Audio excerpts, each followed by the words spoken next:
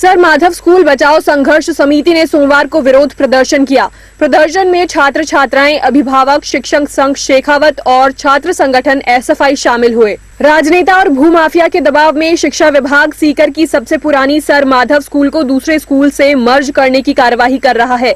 शिक्षक संघ शेखावत के प्रदेश महामंत्री उपेंद्र शर्मा, प्रधानाचार्य विनीता चौधरी, एसएफआई प्रदेश अध्यक्ष सुभाष जाखड़ और जिला परिषद के पूर्व सदस्य जितेंद्र कारंगा ने चेतावनी दी कि भूमाफिया और राजनेताओं के दबाव में किसी भी स्थिति में स्कूल को मर्ज नहीं होने देंगे।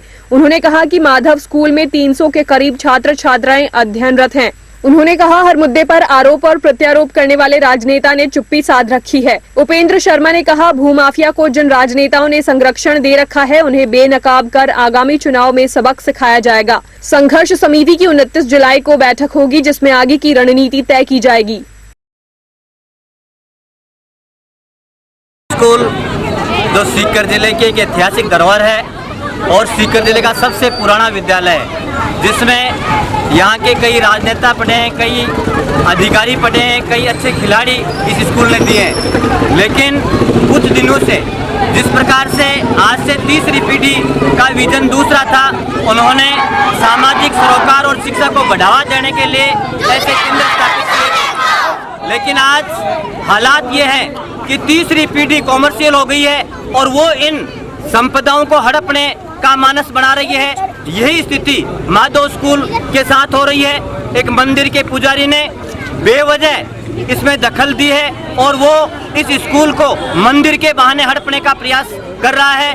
इसके साइड में जो नोरा था उस पे भी कॉमर्शियल गतिविधियां संचालित हो रही हैं। मंदिर कभी कॉमर्शियल गतिविधियां संचालित नहीं करता है, लेकिन महंत साहब पूरी तरह से यहाँ के राजनेताओं और भूमाफियाओं से मिले हुए हैं और इस प्रॉपर्टी को हड़पने का विचार रख रहे हैं। हम सीकर की जनता से अपील भी करते हैं और राजस्थान शिक्षक शेखावत आखिरी दम तक इस स्कूल को बचाने के लिए सीकर के तमाम प्रबुद्ध लोगों को साथ में लेकर, सर्व समाज के लोगों को साथ में लेकर, मोहल्ले के तमाम लोगों को साथ में लेकर इस जंग को पूरी बहादुरी के साथ में लड़ेगा।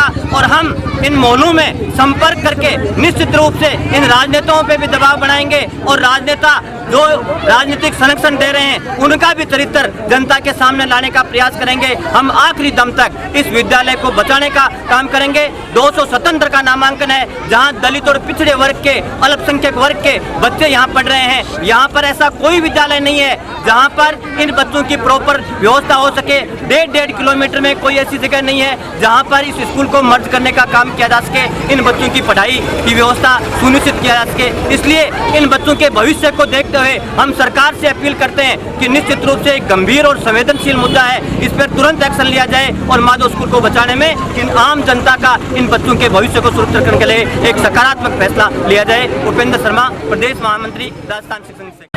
देखिए, सीकर जिले का सबसे पुराना और पहला स्कूल माधव स्कूल है और इस स्कूल को जिस प्रकार से हम देख रहे हैं पिछले कई दिनों से यहाँ पर साजिश के तहत यहाँ के भूमाफिया लोगों ने मिलकर एक साजिश के तहत इस स्कूल को हड़पने का वो कोशिश कर रहे हैं। इस नाकाम कोशिश के खिलाफ इस स्कूल के विद्यार्थी, इस इलाके के आम जनता, शिक्षक, विद्यार्थी, तमाम लोग मिलकर इसका पुरजोर विरोध कर रहे हैं। हम राजस्थान सरकार से, इस सीकर जिले के प्रशासन से मांग करते हैं कि इस स्कूल को यहीं पर रखा जाए। ये हमारे सीकर जिले की धरोहर है, इसको हम किसी भी सूरत के अंदर भूमाफियाओं के कब्जे में नहीं जाने देंगे। हम आपके माध्यम से ये कहना चाहते हैं, सरकार को चेता देना चाहते हैं कि समय रहते इस स्कूल को यहीं पर रखा जाए। अगर नहीं रखते हैं तो student federation of India SFI और पूरे सीकर जिले के तमाम सामाजिक संगठन मिलकर इस लड़ाई को, निर्णायक लड़ाई लड़ेंगे और इस स्कूल को बचाने का हम लोग काम करेंगे। राजकीय सर माधव विद्यालय जो 1937 से संचालित है और इसका नाम पहले मिडिल वर्नाक्यूलर मिडिल स्कूल के नाम से ये 1937 से संचालित है और फिर राजा माधव सिंह जी को अंग्रेज सरकार ने सर की उपाधि दी। उसके बाद में ये राजा के नाम से, सर माधव के नाम से ये स्कूल संचालित है।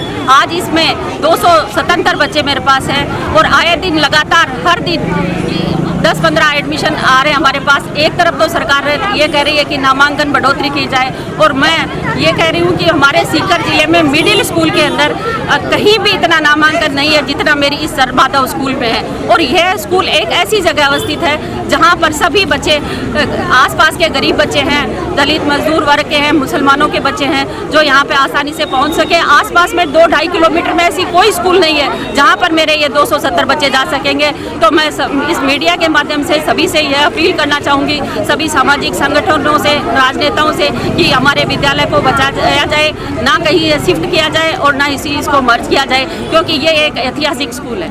नाम बता। विनीता चौधरी, सर माधव स्कूल की प्रधानाध्यापिका। मैं कह रहा हूँ ये शिक्षा मंदिर नहीं, ये सीकर की आस्था का केंद्र है। 1937 में शेखावाटी का सबसे पुराना स्कूल, जहाँ यहाँ सीकर से चाहे उद्योगपति निकला हो, चाहे राजनेता निकला हो, ये इसी मंदिर से निकले हुए लोग हैं। आज ये मंदिर उनसे उम्मीद करता है, ये न्याय, ये अपने आखिरी स्टेज पर है। इस विषम परिस्थितियों में ये मंदिर खड़ा है। आज उन सब लोगों की इसको आवश्यकता है कि इस न्याय और अन्याय की लड़ाई में, खास करके राज्य सरकार एक तरफ कह रही है कोई बच्चा छूट नहीं जाए, स्कूलों में नामांकन कैसे बढ़े। आज यहाँ लगभग 250-300 बच्चों का यहाँ नामांकन है, उसके बावजूद उसको कुछ भूमाफिया लोग उनसे मिल करके उसको बंद करने की साजिश रच रहे हैं। अब मैं सीकर के प्रशासन से और सीकर के तमाम राजनीतिक पार्टी के लोगों से निवेदन करूंगा, ये माधव स्कूल एक सीकर की जनता, आम जनता की आस्था का केंद्र है। इसे हम कभी भी बंद नहीं होने देंगे, चाहे सड़कों में संघर्ष करना पड़े, चाहे ईंट से ईंट बजानी पड़े। हम सभी सामाजिक संगठनों से भी अपील करते हैं, और हम सभी उन लोगों से भी अपील करते हैं जो दलगत राजनीति से ऊपर उठ करके इस अन्याय और अन्याय की लड़ाई में, इस शिक्षा मंदिर में हमारी मदद करें। और हम जल्दी एक संघर्ष समिति बना करके सीकर के यहाँ के जनप्रतिनिधि हैं, चाहे यहाँ के सांसद हो, चाहे यहाँ के विधायक हो, चाहे और कोई जनप्रतिनिधि हो, हम उनसे मिलेंगे, उनसे मिल करके हमारी पीड़ा व्यक्त करेंगे। जो हमारी मदद करेगा उनको शाबाश देंगे, जो हमारी इस मामले में मदद नहीं करेगा उनको सड़कों पर उनके पुतले जलाएंगे, शव यात्राएं निकालेंगे। इसलिए हमारी संघर्ष समिति उस समय तक संघर्ष करेगी जब तक हमें न्याय नहीं मिलेगी। जितेंद्र सिंह कारंगा, युवा नेता सीकर। हमारे तो 3 पढ़ रहे हैं, हमारे और भी बच्चे पढ़ रहे हैं, 250-300 सब हमारे मायत के बच्चे हैं, कोई दूसरे के तो बच्चे हैं नहीं। और स्कूल बंद कराने से क्या फ़ायदा होगा? हम गरीब कहाँ पे पढ़ाएंगे हमारे बच्चों का? हमारे बच्चों का भविष्य का सवाल है। ये कह रहे मंदिर वाले बंद करा, तो स्कूल भी तो एक मंदिर ही है, इसमें बच्चे पढ़ेंगे, ज़िंदगी बनेगी इनकी। हम गरीबों के बच्चे कहाँ जाएंगे? इस स्कूल में बच्चे नहीं पढ़ेंगे तो फिर अब क्या मांग है आपकी? हमारी तो मांग है ये स्कूल यहाँ पे ही रहनी चाहिए, अध्यापक भी यहाँ पे रहने चाहिए। इस नज़दीकी स्कूल से आगे हमारे पास वो जुगाड़ भी नहीं है दूसरे स्कूल का, कोई ना। हमारे पास इतना पैसा भी नहीं है हम प्राइवेट पढ़ा लें ना, बिल्कुल बंद ही नहीं कराना चाहते ये स्कूल। हमारे मोहल्ले के भी 50 बच्चे और आ गए इसके अंदर। क्या नाम? हमारे 3 मेरू